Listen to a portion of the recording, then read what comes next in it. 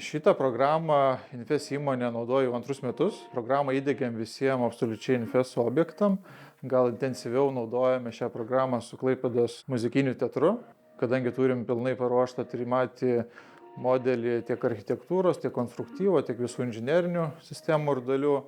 Tai tikrai mes matom didžiulę naudą. Deluxe sistema yra europinio lygio sistema, kurią naudoja Skandinavijos šalių lyderės, įmonės Lietuvoje, įmonės, kurios lyderiauja rinkoje. Programa leidžia visą statybos procesą skaitmenizuoti.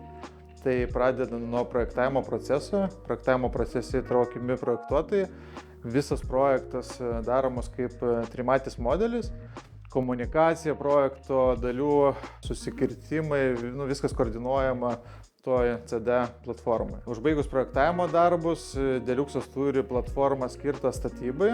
Tai statybos metu tą platformą naudoja genrangovas, subrangovai, užsakovas, visi dalyviai. Programa skirta irgi komunikuoti, bendrauti, remiantis 3D modeliu. Per programą galima fiksuoti tiek kokybės, tiek saugos defektus, dalintis reikiamą informaciją, dokumentaciją ir panašiai. Neseniai pradėjom naudoti SiteWalk funkciją. Manau, esam pirmi Lietuvoje, kurie naudojam ją. Ta funkcija labai geras analogas Google Street View.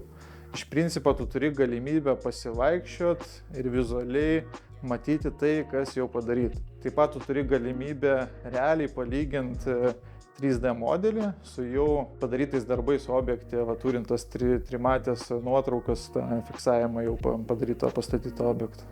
Turint Deluxe programą, įvykus bet kokiam pasikeitimui ir projektuotojui atnaujinus brėžinius, visi gauna pranešimus. Tai tiesiog kaip SMS žinutė, tavo telefonai žoksta atnaujinti brėžiniai.